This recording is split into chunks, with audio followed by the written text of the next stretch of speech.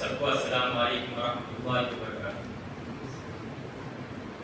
نحمده ونستعینه ونستغفره ونؤمن به ونتوکل علیہ ونعوذ باللہ من شرور انفسنا ومن سیئات اعمالنا من يهد الله فلا مضل له ومن يضلل فلا هادي له ونشهد ان لا اله الا الله وحده لا شريك له ولا نظير له ولا وزير له ولا مثل له ولا مشير له وقال الله تبارك وتعالى بالقرآن المجيد والفرقان الحميد واعوذ بالله من الشيطان الرجيم بسم الله الرحمن الرحيم أولئك كتب في قلوبهم الإيمان وقال الله تبارك وتعالى لقد من الله على المؤمنين إذ بعث بهم رسولا وقال الله تبارك وتعالى وما أرسلناك إلا رحمة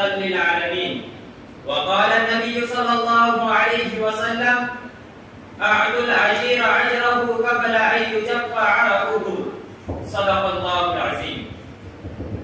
کتاب فطرت کی سرے ورق پہ جو نام احمد رقم نہ ہوتا، کتاب فطرت کی سرے ورق پہ جو نام احمد رقم نہ ہوتا تو نقش ہستی ابھر نہ سکتی وجود لوح و قلم نہ ہوتا۔ محترم حضرین جلسہ، مشفق اساتذہ کرام اور میرے علم سفر کے ساتھیوں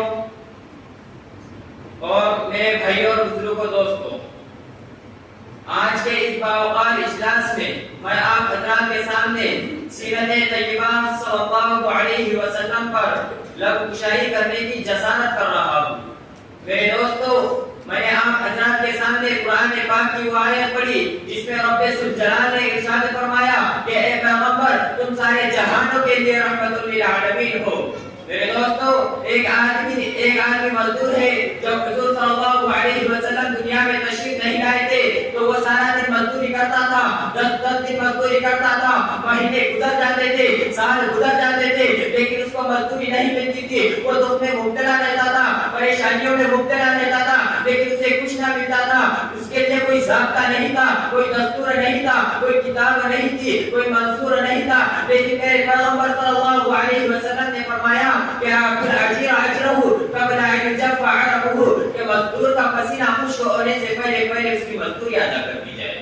وما ارسلناك الا رحمة للعالمين کہ میرا پیغمبر مزدوروں کے لیے بھی رحمت بن کر آیا ہے۔ میرے دوستو، میرا پیغمبر مزدوروں کے لیے رحمت بن کر نہیں، اس کسان کے لیے بھی رحمت بن کر آیا ہے۔ جس کسان نے بنجر زمین کو آباد کیا وہ اس کا مالک نہیں تھا، لیکن میرے پیغمبر صلی اللہ علیہ وسلم نے فرمایا جو اس بنجر زمین کو آباد کرے گا وہ اس کا مالک بن جائے گا۔ گویا کہ میرا پیغمبر اس بنجر زمین کو آباد کرنے والے کے لیے رحمت بن کر آیا ہے۔ میرا پیغمبر اس جانور کے لیے بھی رحمت بن کر آیا ہے جو اونٹ اپنے مالک کی شکایت میرے پیغمبر صلی اللہ علیہ وسلم کے پاس لے گیا۔ پیغمبر صلی اللہ علیہ وسلم کے چوکٹ پر سر جھکا کر شکایت کرتا رہا۔ لوگوں نے کہا یا رسول اللہ یہ کیا کہتا ہے؟ رسول اللہ نے فرمایا حضرت جبرائیل علیہ السلام میرے پاس آئے تھے، انہوں نے بتایا کہ اپنے مالک کی شکایت کر رہا ہے کہ اس کا مالک اس کو چارہ کم ڈالتا ہے اور کام زیادہ لیتا ہے۔ تو پیغمبر صلی اللہ علیہ وسلم نے اس کے مالک کو بلایا اور کہا کہ اس کو چارہ زیادہ ڈالا کرو اور کام تھوڑا لیا کرو۔ تو میرا پیغمبر جانوروں کے لیے بھی رحمت بن کر آیا ہے۔ وما ارسلناك الا رحمة للعالمین۔ میرے دوستو، حضور صلی اللہ علیہ وسلم کے آنے سے پہلے دنیا کے اندر عورت کے عزت کا کوئی قانون نہیں تھا۔ جب عورت کے مخصوص ایام آتے تو لوگ عورتوں کو جنگلوں میں باندھ لاتے۔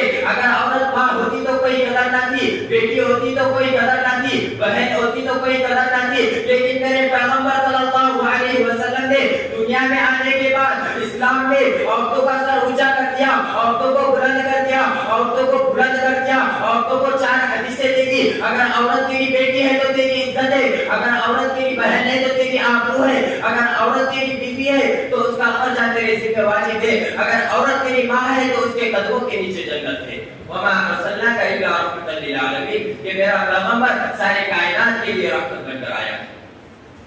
عورتوں کے لیے رحمت بن کر آیا ہے، بچوں کے لیے رحمت بن کر آیا ہے۔ تو مجھے کہنے دو کہ یہی میرا پیغمبر ہے جس کے دور میں عورتوں کی سے تھی. روم اور ایران کے اندر عورت انسانی خواہشات کا ذریعہ بن گئی تھی. صبح کو اٹھ کر روزانہ لڑکیوں کو بے آبرو کیا جاتا, عورت کو نفسانی خواہشات کا ذریعہ بنایا جاتا, عورت کو بری نظر سے دیکھا جاتا, عورت کی کوئی عزت نہیں تھی, کوئی احترام نہ تھا. لیکن میرے پیغمبر صلی اللہ علیہ وسلم نے لیکن عرب کے اندر عورت کی یہ حالت تھی کہ لڑکی پیدا ہوتی تو اس کو زندہ دفن کر دیا جاتا. میرے دوستو, دنیا کے اندر دو بلاک تھے, ایک بلاک عرب کا تھا اور ایک کیسر و کسرا کا بلاک تھا. دونوں جگہ پر عورت بے عزت ہو رہی تھی. کیسر و کسرا کے اندر عورتوں کو شوکیسوں میں بنا کر کھڑا کر دیا جاتا, لوگ ان کو پسند کر کے نفسانی خواہشات کا ذریعہ بناتے تھے. لیکن عرب کے اندر عورت کی یہ حالت تھی کہ لڑکی پیدا ہوتی تو اس کو زندہ دفن کر دیا جاتا. میرے دوستو, آپ میں تمہیں مکہ اور مدینہ کے اس تاجدار کے قدموں میں لے چلو جس نے عورت کو کتنا مقام بخشا, کتنی رفعت و بلندی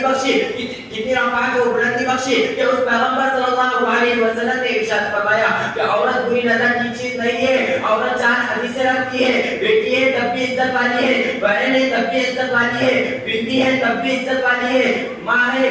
جنت اس کے قدموں کے نیچے ہے. وہ جنت جس کی تلاش میں اولیاء پھرے, امام پھرے, پیشوا پھرے, ساری کائنات جس جنت کی تلاش میں رہے, وہ جنت میرے پیغمبر صلی اللہ علیہ وسلم نے ماں کے قدموں کے نیچے ڈال دیا.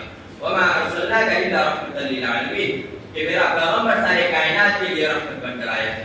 میرے دوستو, یہ میرے پیغمبر صلی اللہ علیہ وسلم کا ایک عجیب واقعہ ہے جسے اصحاب السیر میں نقل کیا گیا ہے کہ میرے پیغمبر صلی اللہ علیہ وسلم کے گھر میں ایک عورت آتی ہے. اس کے پاس 2 چھوٹی بچیاں ہیں. ایک بچی اس کے گود میں ہے, ایک بچی کو انگلی پکڑ کر لے آتی ہے. حضرت عائشہ گھر میں موجود ہے. جب حضرت عائشہ نے اس عورت کو دیکھا کہ اس کے پاس 2 چھوٹی بچیاں ہیں, ایک بچی اس کے گود میں ہے اور ایک بچی کو انگلی پکڑ کر لے آ رہی ہے, اور اس کے چہرے سے افلاس ٹپک رہا ہے, بھوک ٹپک رہی ہے, پریشانی ٹپک رہی ہے. سیدہ عائشہ صدیقہ رضی اللہ تعالی عنہا نے فرمایا کہ اے بہن کیا ہوا؟ وہ عورت رو کر کہتی ہے کہ میرا خاوند میدان جنگ میں شہید ہو چکا ہے, میرے پاس کمانے والا کوئی نہیں, میرے پاس لانے والا کوئی نہیں, میں ان بچیوں کو کہاں سے کھلاؤں؟ یہ کہہ کر وہ عورت رونے لگی, وہ بچیاں بھی رونے لگی. حضرت عائشہ فرماتی ہے کہ اے بہن ہوا کیا؟ وہ عورت رو کر کہتی ہے کہ 7 دن ہو چکے, نہ ان بچیوں نے کچھ کھایا ہے نہ میں نے کچھ کھایا ہے.